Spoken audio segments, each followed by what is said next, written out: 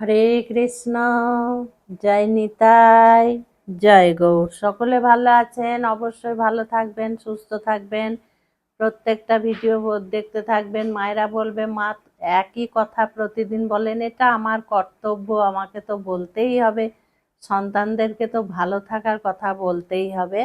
যারা দীক্ষা নিতে ইচ্ছুক তারা সন্ধ্যে 6:30 থেকে রাত্রি 8:30টার মধ্যে আমাকে ফোন করবে।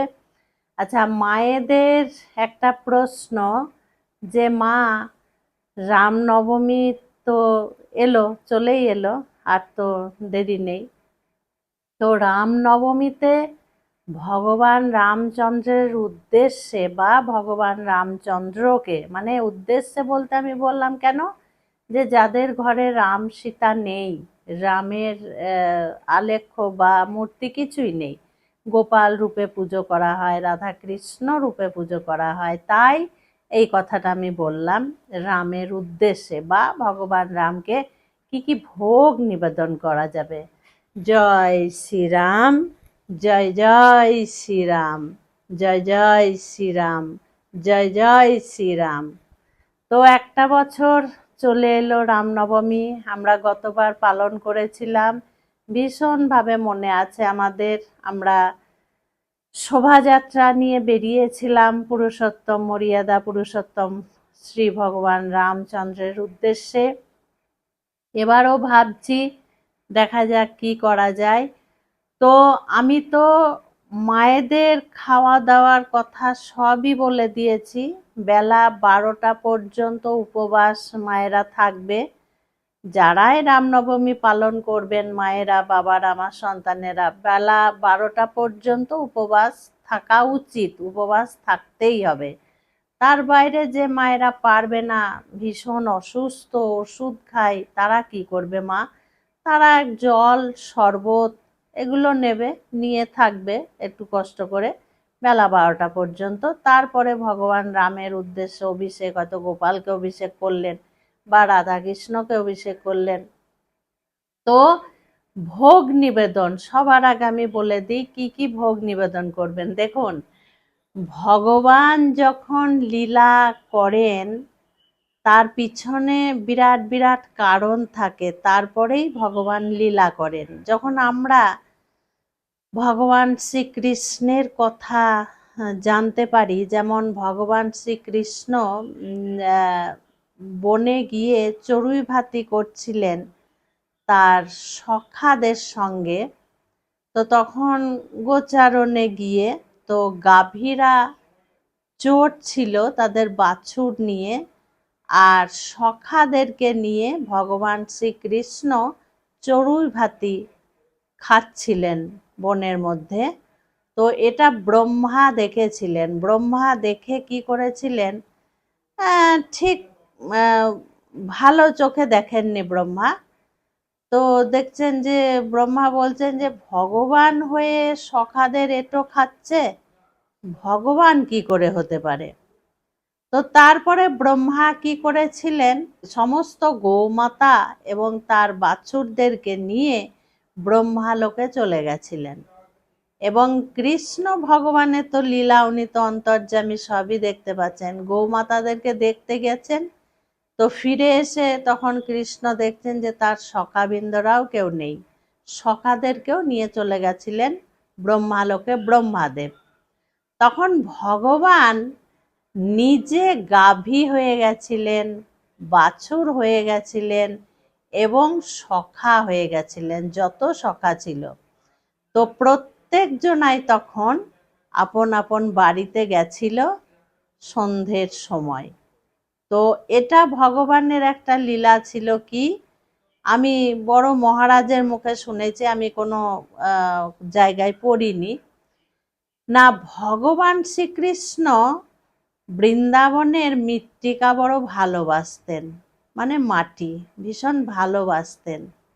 তাই যত গোমাতা উনি রূপ নিয়েছিলেন, সেই ঘাসের সঙ্গে একটা বছর বৃন্দাবনের মাটি খেয়েছিলেন, মানে ঘাসের সঙ্গে ঘাস আর মাটি একসঙ্গে খেয়েছিলেন।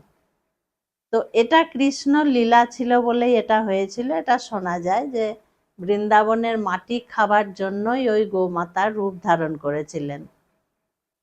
তো এত কথা কেন বললাম, নিশ্চয় এর কারণ আছে। তেমনি ঠিক মায়েরা ভাবছে যে আমরা ভগবান রামকে কি ভোগ নিবেদন করব। দেখুন, ভগবান রাম যখন বনবাসে গেছিলেন, আমরা এটাই পাই রামায়ণ থেকে যে ভগবান কিন্তু 14টা বছর ফল খেয়েই ছিলেন, বনের মধ্যে ফল খেয়েই ছিলেন।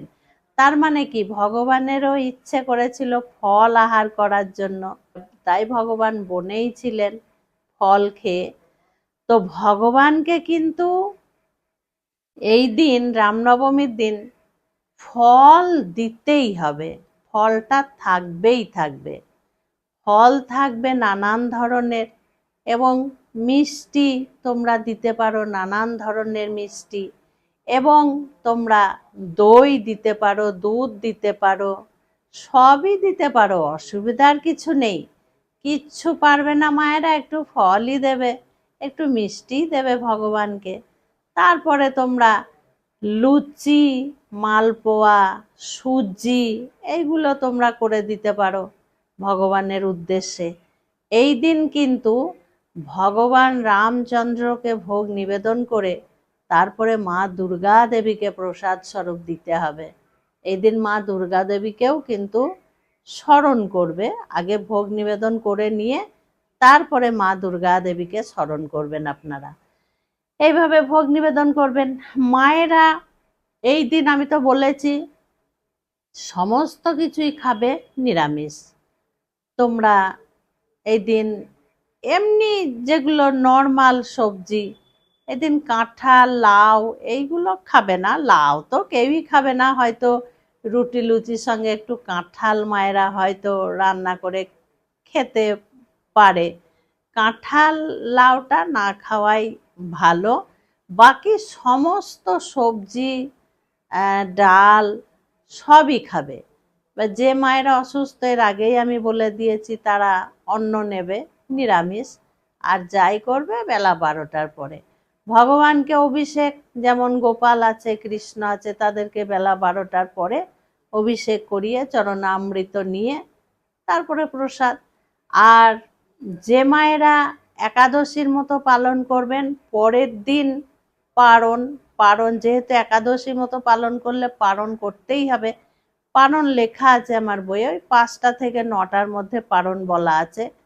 সেক্ষেত্রে তোমরা পরের দিন অবশ্যই যেমন একাদশীর পালন করে পারণ করো, ঠিক সেইভাবেই পালন করবে। তবে পারণ মন্ত্র পড়ার দরকার নেই, এমনি ভগবানকে প্রণাম টরাম করে প্রসাদ মুখে দিয়ে তোমরা অন্ন মুখে দেবে, এইভাবে পালন করবে। তবে রাম নবমী তো শাস্ত্রতে কিন্তু বারবার পালন করার কথা বলা হয়েছে, মায়েরা কিন্তু পালন করবে। রামনবমী অবশ্যই পালন করা দরকার।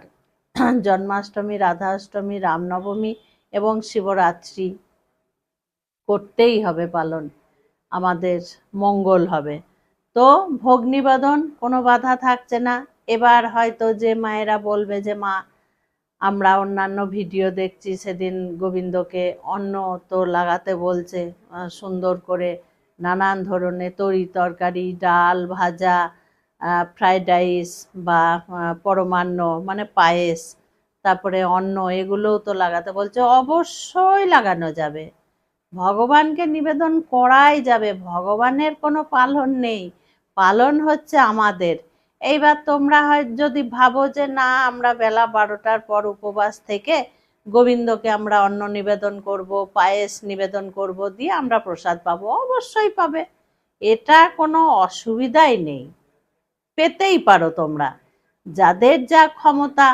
তবে দিনের বেলা, বেলা 12টা খুব সুন্দর টাইম, 12টার পরে ভোগ নিবেদন করা যেতেই পারে, কোনো অসুবিধা নেই।